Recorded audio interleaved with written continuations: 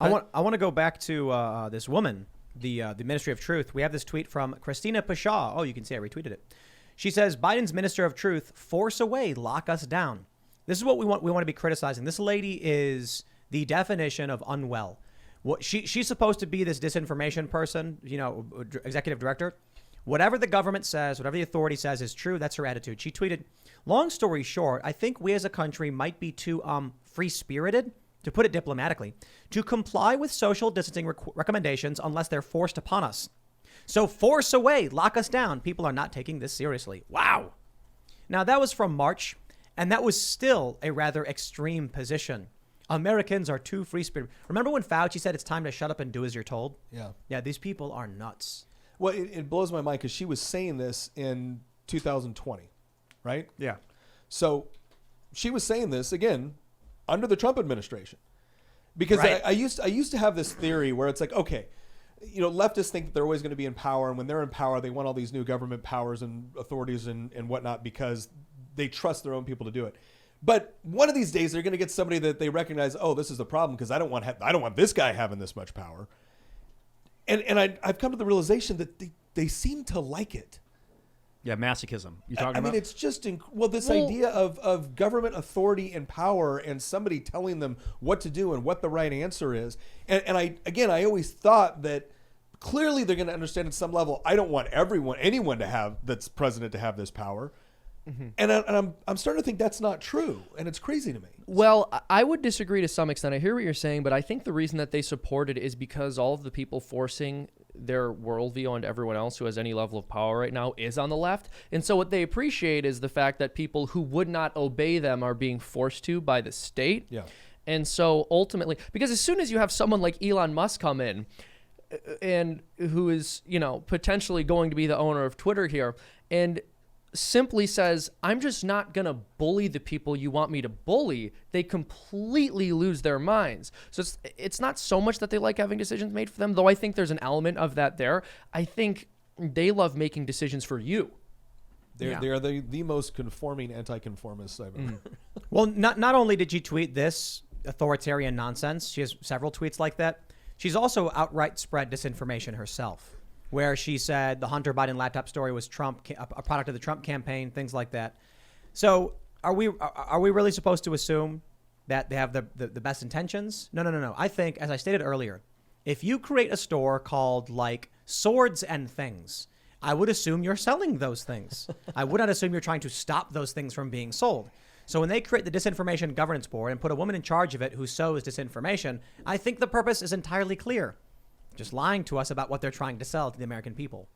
She must have a bunch of self-hatred because when she's saying force me and lock me down, that's really disgusting and masochistic, like self-hate type of thing. Yeah, I don't know. Some people are into it, Maybe she's like, daddy government. Not to the, maybe, yeah, but that's masochistic. To have this kind of psychopathy in power is devastating. She also said this, Jack Bosobic has this tweet. In 2020, she said that the executive branch shouldn't have the power to determine what is fake news. She then goes on to say that it's fake news that Facebook has a bias against conservatives, and then adds she's funded by Facebook. So, sure. She was right on the first point. The federal government, the executive branch shouldn't have the authority to determine what's fake news. Now she quite literally works for the Department of Homeland Security under Joe Biden, determining what is fake news. Brilliant. Quite amazing. But this is my point, that they're fine. It's just a product of them wanting to force their worldview onto other people, right? I mean, so when it's the Trump administration, no, the government doesn't have the ability to determine what's true or what's false. But as soon as Biden's in office, I mean, it's unsurprising. Right. It feels very much like Nazi Germany, man. Like 1932 when they set up that board of, what is it, Ministry of, it was Goebbels, pardon me. Yeah, that propaganda arm. The thing that blows my mind about all of this is that there's this overwhelming faith in government power in order to achieve certain positive ends. And again, going back to Thomas Sowell, because I do that regularly, it's this whole idea of the government doesn't deal in solutions, the government deals in trade-offs. But if you've built in your mind that really what this is about is government wielding power to compel people to do the right thing, and really this is just a question of getting the right people in the position to be able to wield that sort of authority, well then this kind of makes sense. If you understand that people are fallible, therefore the people in political power are fallible, then you're a lot more cautious about them having this kind of authoritarian power over things. And it is amazing to me that we are not that far away from when you had legitimately, we still do have violent communist governments that are suppressing speech, suppressing their own populations, and doing so through propaganda, government-controlled propaganda. And to think this is an okay idea, and then it's coming from the left, right? The very people that used to like stick it to the man. Are you kidding me? Well, I'm going to do something else right now. I am going to defend this woman, not because of this video. Jack Bosobic tweeted out, "Meet the Biden DHS National Head of Censorship. Please do not retweet this video as it may upset your new internet overlords." I don't really want to play this. Do I have to play this? It's really gross, but yeah, probably. I'm going to play it, guys. I'm really sorry you have to hear this one. All right, but we're going to play this. Oh, man, don't play it all, though. Saying them in Congress or a mainstream outlet, so disinformation's origins are slightly less atrocious. Fake accent. It's how you hide a little lie. It's how you hide a little lie. It's how you hide a little lie. When Rudy Giuliani shared bad intel from Ukraine, or when TikTok influencers say COVID can cause pain. Ah, it hurts. She put that on TikTok, that CCP tech. She put that on TikTok, and I saw this video. I did say I was going to defend her, and I will, but when I saw this video, I thought to myself, I think there's something about left-leaning millennials where they never grew up. The world is Harry Potter. Yeah. Voldemort's everyone's Voldemort. And they post these videos on TikTok as if they're children. Like, I'm sorry, ma'am, you're in your late 30s and you're heading up a government institution and you're singing Mary Poppins. I feel like these people are children. Yeah, I mean, they reject adulthood. They reject responsibility ultimately. And I think I think that's a lot of where the gender insanity comes from as well. Part of becoming an adult is being firmly rooted in either your masculinity and your femininity, and if you are called to marriage, starting a family, having children, but they completely reject that responsibility, and so they start to reject the concept of gender altogether. I'm going to defend this woman because my point is that... Or not gender, sexuality. You're allowed to have Gender's fun. a nonsense term. You're allowed to have fun and do fun things and have hobbies. If you're older and you like skateboarding, perhaps. Some people are like, you're too old for that. No, it's good exercise. Maybe you like playing Magic the Gathering. Hey, hobbies are fantastic. Fun ways to exercise your mind or your body. I got no issue. You want to sing songs? That's great. But in your job as a disinformation expert, singing about this weird stuff, you're starting to get a little weird with it. But here's where I will defend her. Jack Bosobic tweeted this out, and I think he should not have. We're good friends with Jack, but I think he should not have posted this. He wrote, "I saw it, so you have to see it." And it's a video apparently of this woman in college with another woman. And I did not mean to play that. It is not good. It didn't sound bad. It is not good. Okay. It's D+ material, C- maybe. But I'm not here to make fun of a woman who was in college and wrote a song with her friend and just filmed it and put it on the internet. I think that's fine she did. If this video came out today and it was on TikTok, I'd be like, hey, keep it up, guys. Keep working hard, keep practicing, keep writing. One day you're going to hit that number one, I would encourage young people to do good stuff.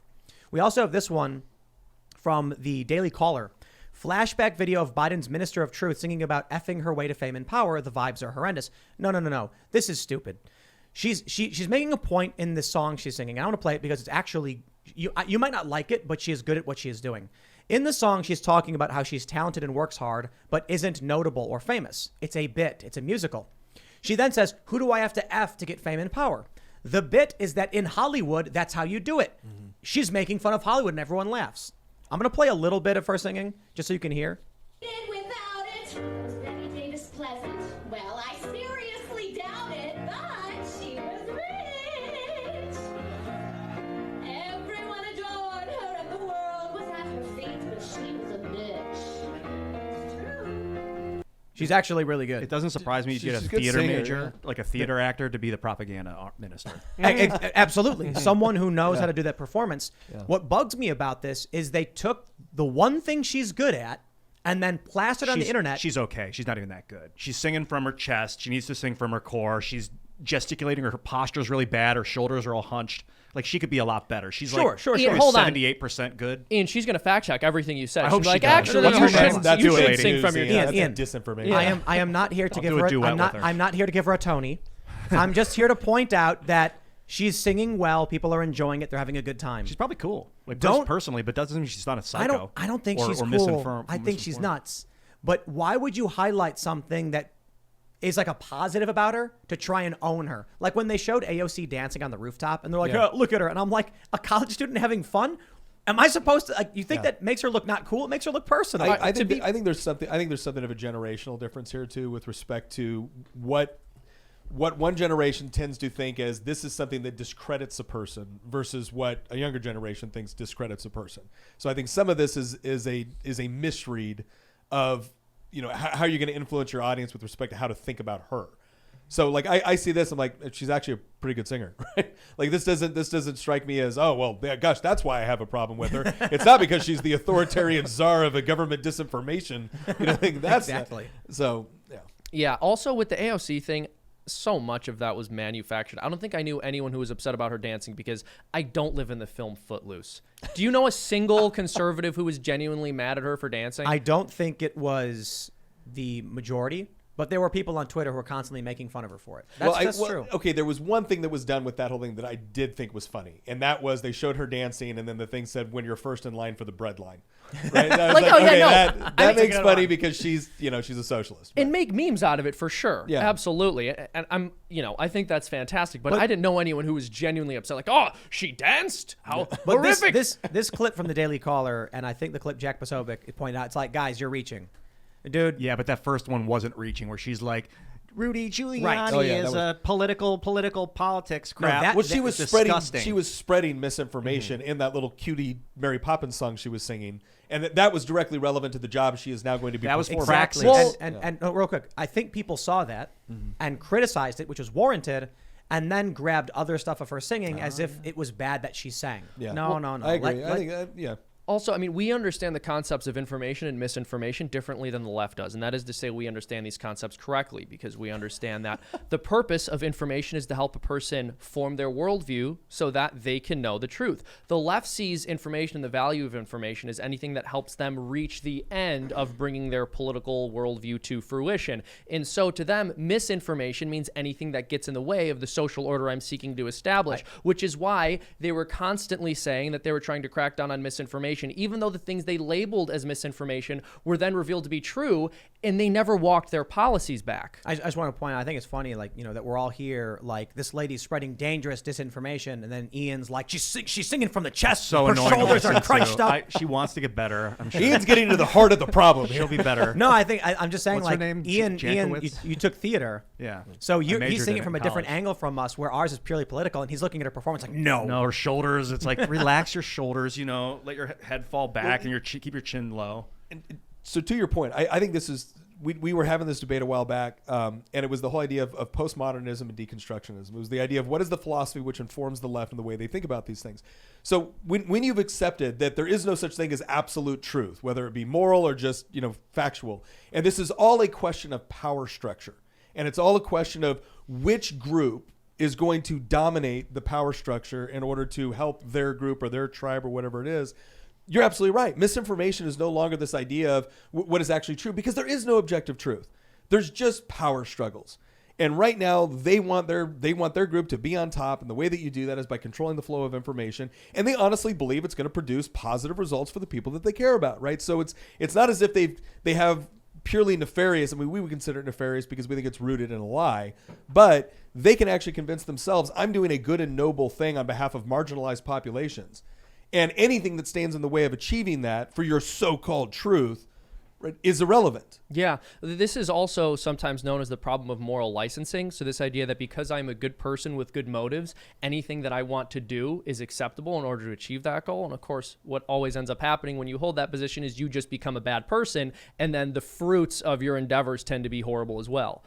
Guys. Yeah? I think I know what we need to do. Uh-oh. We need to get Nina Jankowicz cast in a Broadway musical. We need to allow her to take her talents and run with it.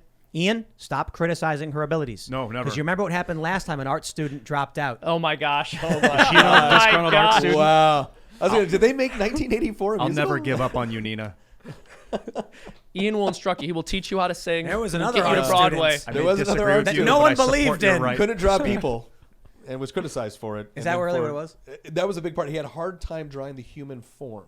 That is fascinating. Yeah. That is Hitler? fascinating. Yeah. Well, yeah, and just that an authoritarian despot who murdered people failed to see individuals as what they were. Was that before Just the wanna World point War out- One, his trench warfare in World War One, or after? As far as like getting an when he art? got rejected from art, yeah. Oh, I'm pretty sure that was after World War One, but I don't know. I think he started before. But I'm just waiting for Media Matters to write. Oh yeah. Tim Pool compares Nina to Hitler because she sings. I'll compare the disinformation board to the Nazis' disinformation board, but that's about it. Nina hasn't done anything except for that cringe musical. Yeah, I have to admit when that first like press release came out describing what it was, like I as I'm reading it, I'm hearing it in a German accent. I'm like, the Department of Homeland Security will be setting up a. We must make sure that misinformation. Tulsi Gabbard made a public statement that true. This is stuff they've been doing anyway behind the scenes. Now they're just codifying it. Somebody super chatted saying Twitter was their disinformation governance board. Yeah. Yep. And absolutely. now Elon bought it, so they're like, all right, just do it through the government. Yeah. Clearly, we cannot rely on the private sector to do this properly. We have to step in for ourselves. You have to crack a few eggs if you want the omelet. How do you stop a government like our government from doing stuff like that? Like, we're supposed to vote the right people in so that they stop it from the inside. What was your answer? Lawsuit. I think the government's going to get sued on First Amendment grounds, and the disinformation board will be disbanded overnight. It can't last. The first step is always vote for the right people, right? Theoretically, if the right people are running. Second is, you sue the government. You actually use the separation of powers in order to do it. And the third one is it's the passive resistance, right? It's the peaceful resistance against the government. It's like, I'm not going to comply with this. Let's see how much you really want to enforce it. Yeah, they'll go to like Twitter's board, or they'll go to the developers and give them a gag order and say, give me your code, give me your login info.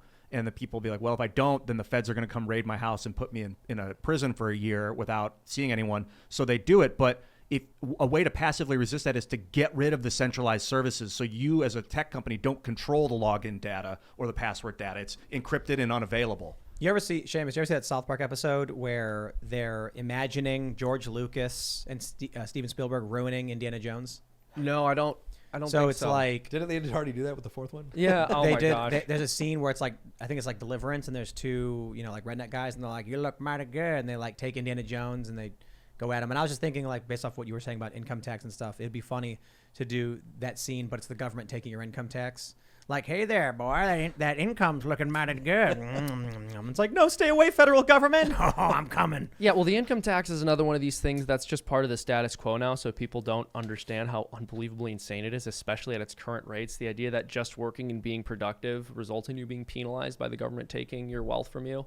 I would love to have an expert on the show to go deep on the history of income tax. It got started in 1913. Are you familiar? So it's technically, it actually started under Lincoln. Lincoln was the first person to actually level like a federal income tax, and it was in order to pay for the Civil War. But yeah, it didn't become like truly constitutional the way we have now until you actually passed the 16th Amendment. Yeah, 16th Amendment of the Constitution. It was fascinating because the original debate was, all right, we're gonna do this, right? But it's only going to affect this portion of the population, and we're going to cap it at 3%. And you actually have people going, wait, I thought you said 1%. You can't put it at 3%. If you put it at 3%, they'll actually take all 3%. And now, I'm way wrong on 14. 16th Amendment, right, 16th. income tax amendment. 14 is the one they're trying to get Marjorie Taylor Greene on. Yeah, dude, did you see her talk to what's his name, the reporter? Acosta? Yeah, Costa. He was trailing her and kept asking her. She's like, just pull up the text you're talking about, read it out loud right now, and he did, and it basically shows exactly what she was saying is true. That she was like questioning martial law. So it was insane. They just Costa lie. Costa was like Yeah, looking well, at the I'm ground. not lying. Goes back to I'm what we're just saying. asking questions. Misinformation is any information that is bad for the regime or used against the regime. So right now, if you mow someone's lawn for $10, you got to then, when you receive that $10, you got to give the government, depending on your tax bracket, between like 27 or 37%, maybe even more. And that's just for the income tax. Now, if you're running a business, you've got to split the employment tax. There's going to be 7.5 on the business end, 7.5 on the person's end. And so that typically goes in with the income tax. But now you're running a business, right? You get $10. The business takes the $10. You then say, okay, now what do I do? I'm going to pay myself because I'm the employee of my business. So I got to give $27 to the government. Then I got to give, the business has to give 7.5% to the government. So now you're actually at, about 36 or, what are we looking at? 35%.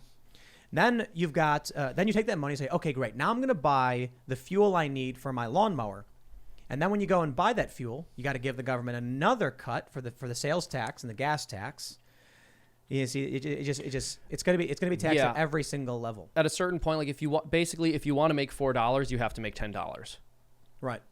Every aspect of monetary exchange is taxed, and that's just too much. So it's really difficult to have an argument with a libertarian when they're like, taxation is theft. And I'm like, well, technically, well, now it is, yeah. Like if you come to me and you say that taxation makes sense in these certain contexts where it's like the roads, everyone loves that argument. I'm like, well, look, I think taxation is fine. Maybe the income tax is not, but certain taxation I have no issue with to a certain degree. Like the founding fathers even said, taxation, but we should have representation. We're at the point now where it's like literally everything you do is taxed. Now they want to tax how many miles you drove on your car. It's like, dude, I already bought the car. I bought the gas. The gas was already taxed for how much I was going to drive. Now you're going to tax my car by the odometer? Now if I sell the car, I got to pay another tax, but I got to pay a tax. If I get the money, I got to pay a tax. Everything you do. Then you die, they tax you again. Well, I love that whenever they make this stupid argument that I can't believe that Warren Buffett pays less in taxes than his secretary. Bull crap. All right, he pays a much higher income tax rate. The difference is the capital gains versus there shouldn't be a capital gains. I mean, it's a form of double taxation. So I got my money through income. Right. I then pay taxes on that income. I then take some of what's left over and I reinvest it into something that helps somebody else start a business or hire more people or expand their operation in the hopes that maybe one day I will actually receive a profit from selling this. And then you're going to tax it again. And now it's at a slightly lower rate. And so that's where they come up with this justification. And it's just crazy to me because ultimately what we're doing is we're disincentivizing productivity. Right? Mm-hmm. Yeah, gambling tax is actually the stupidest one. People don't realize that when you wager $1, so say you put $10 down on roulette. You say $10 on red. You win $10. You owe the government $2.80. So you're wagering $10 for a chance to win less than $10. Like there's a tax on all of those winnings. And then you can't claim losses on more than you've gambled. Mm-hmm. So if you walk in with $100 and lose it, that's too bad.